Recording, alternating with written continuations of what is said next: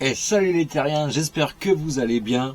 Dans cette nouvelle vidéo, je vous emmène à Cherbourg visiter un musée. Cette visite sera répartie en 3 vidéos. Et tout de suite, on commence avec la première. Abonnez-vous, likez, commentez, et je vous souhaite à tous une très bonne visite.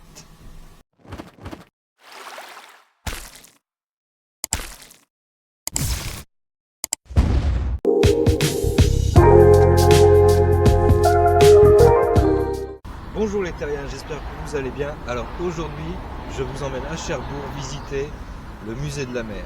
Alors c'est parti.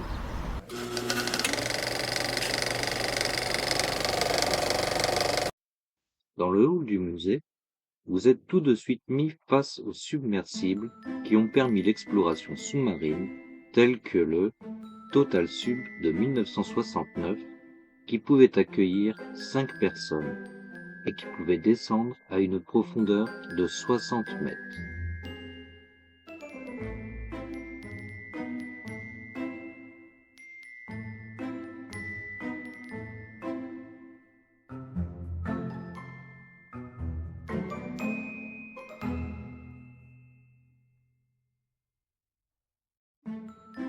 Le Remora 2000 et le Remora 600, pouvant descendre respectivement à 620 mètres et 300 mètres. Et voici l'Archimède, le mastodonte de son époque. Avec une sphère habitable de 2,10 m, il pouvait accueillir un équipage de 3 personnes. Lancé en 1961, il était capable de descendre à une profondeur de 9545 mètres.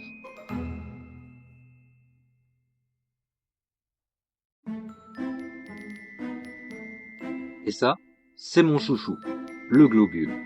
Mis en service en 1974, sa sphère habitable d'un diamètre de 1,40 m ne pouvait contenir que 2 personnes. Imaginez le nombre d'expéditions qu'il a pu faire.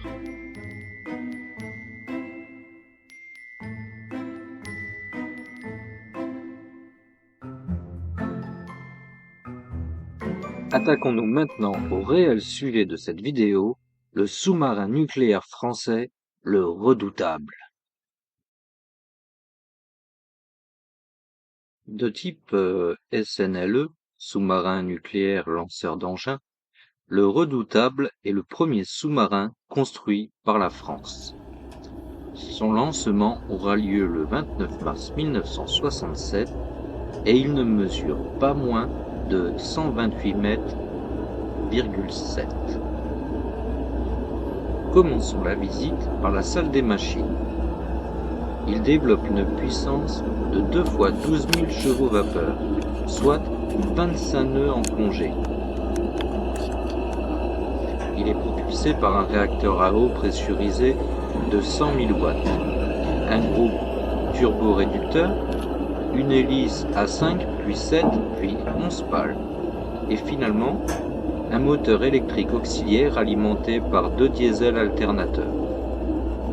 Ici, le ronronnement des machines est constant.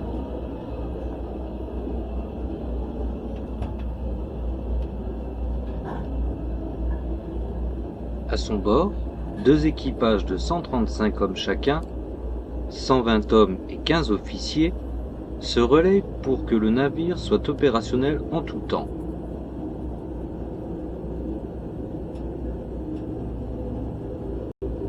Sa coque est en acier 80 HLES, haute limite élasticité soudable, ce qui leur permet de plonger à 300 mètres.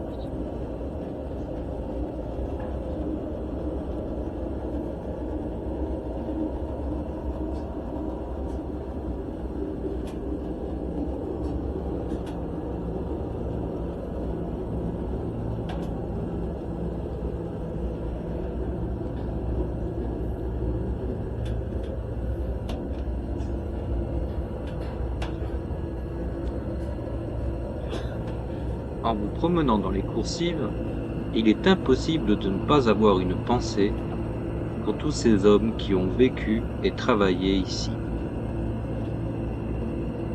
Dans un endroit clos comme celui-ci, il faut absolument que l'entente entre tout le monde se passe bien. Sinon, ça peut vite devenir un calvaire.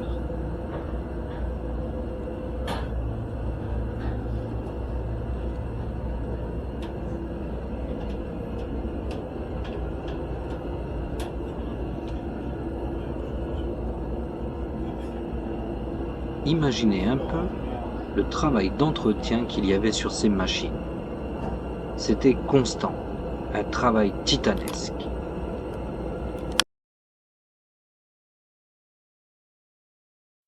Reposons un peu nos oreilles avec ces 3 photos de la maintenance électrique.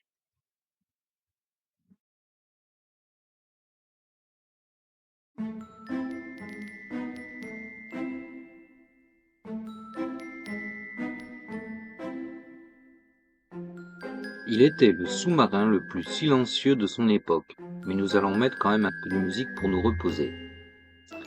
Voici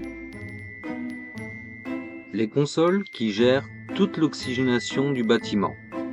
Il faut savoir qu'à cette époque, le bâtiment a été conçu pour être fumeur, avec un système d'extraction des fumées à la sortie des fumoirs. Cependant, pour perpétuer la tradition des sous-mariniers, le premier commandant du Redoutable décida qu'il serait interdit de fumer à bord. Interdiction qui perdure sur tous les sous-marins français.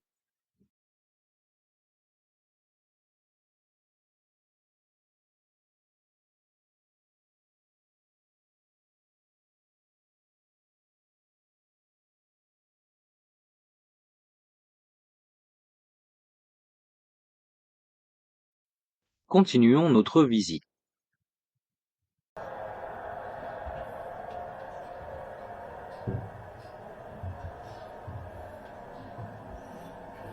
Nous allons pénétrer dans l'endroit le plus sombre du bâtiment, c'est-à-dire le poste de pilotage et de manœuvre.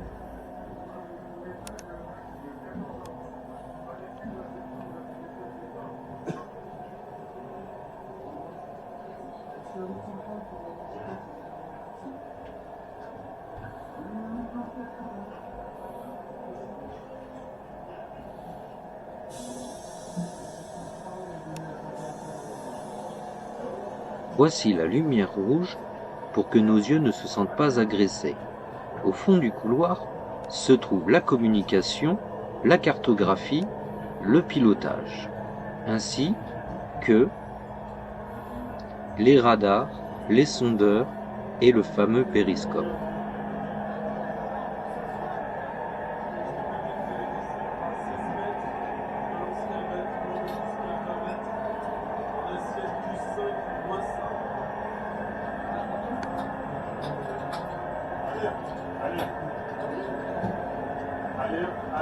Allez, 16 mètres.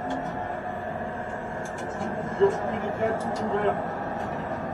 Pour l'instant, le bâtiment, sur plus 100 ou moins 100, jusqu'à 20 mètres. Plus 16 mètres. Pour un peu plus de visibilité, allumons le projecteur et mettons un peu de musique.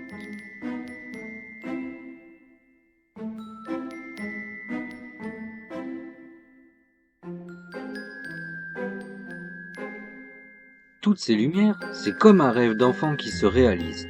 On a l'impression d'être à l'intérieur de l'Enterprise.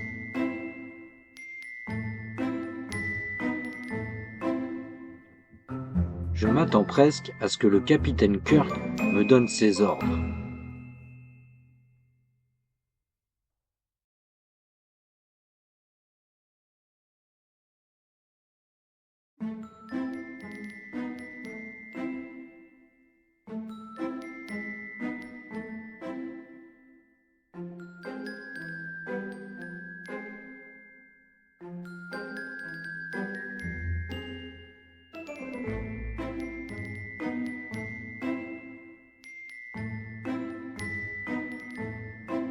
Le fond de nos océans n'est-il pas un peu comme l'espace, bourré d'inconnus? Alors, monsieur Spock, quels sont les relevés? Monsieur Sulu, en avant toutes. Un dernier petit tour et nous poursuivons notre visite.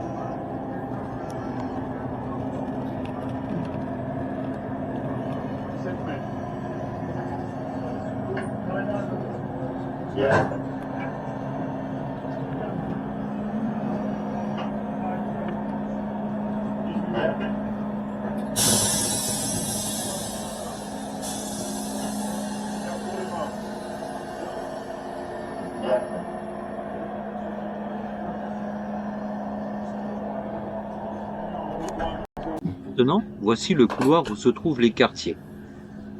Le capitaine n'est pas vraiment mieux loti que les matelots. Chaque cabine est équipée d'un évier, d'un téléphone et de plusieurs placards pour les rangements.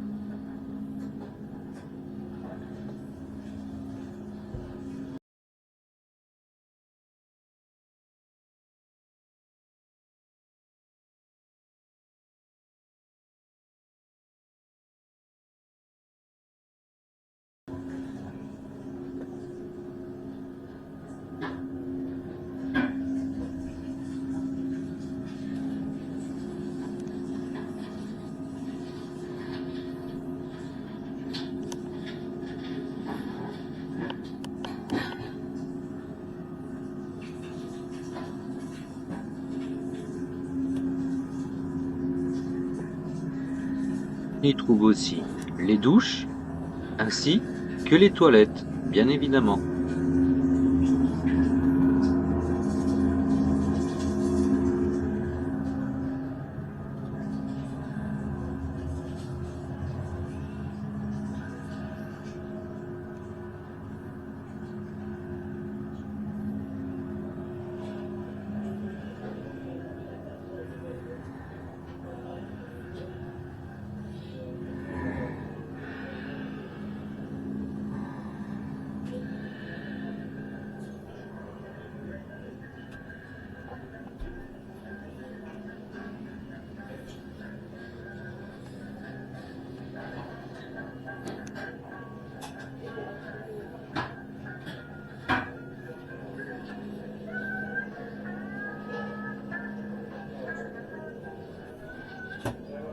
On peut aussi y trouver plusieurs machines à café.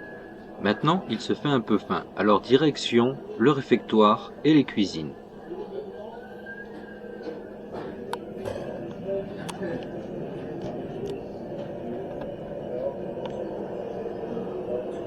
Ici, l'espace détente avec son mobilier futuriste. Il y a vraiment une ambiance Star Trek.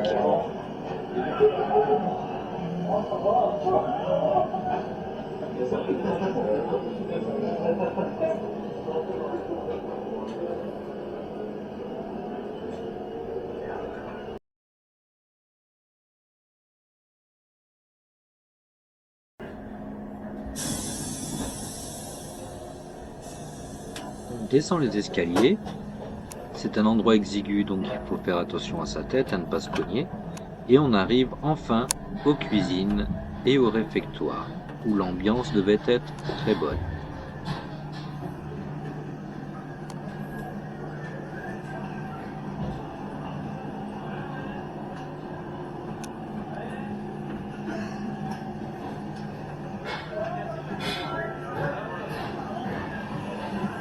Cafetière, télévision et musique sont de mise.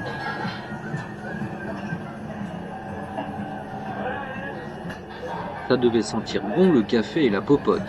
La cuisine est tout en inox et fonctionnelle. N'oublions pas qu'il devait nourrir 135 personnes.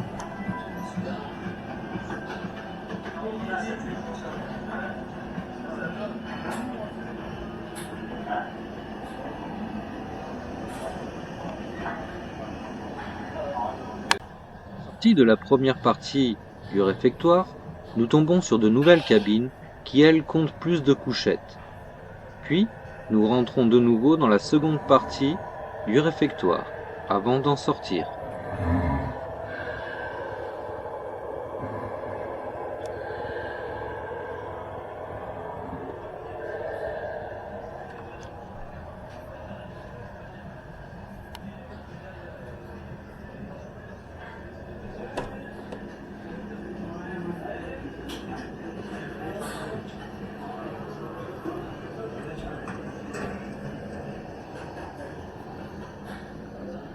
Ici, en contrebas, vous pouvez observer l'ancienne infirmerie où étaient exécutées les petites opérations.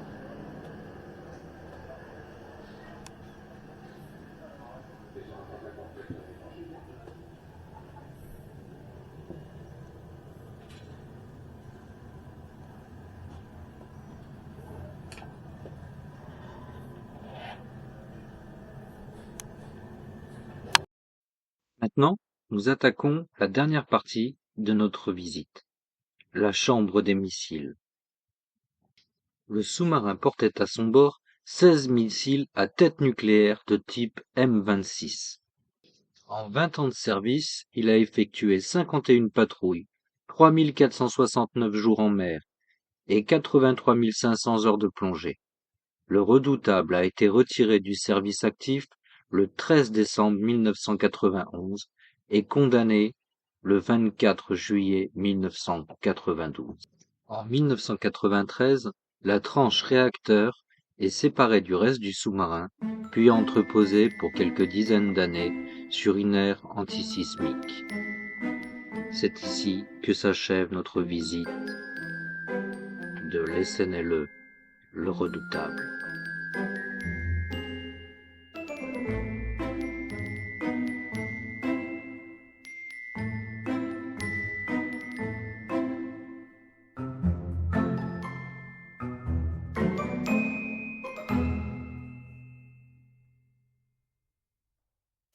Et voilà Moussaillon, j'espère que cette petite vidéo t'aura plu. Alors, il y aura une seconde puis une troisième vidéo, parce que le musée était trop grand pour en faire qu'une seule vidéo. Cependant, je tiens à remercier Nicolas, qui m'a envoyé ce superbe t-shirt de Nono le petit robot, qui va partir en voyage avec moi.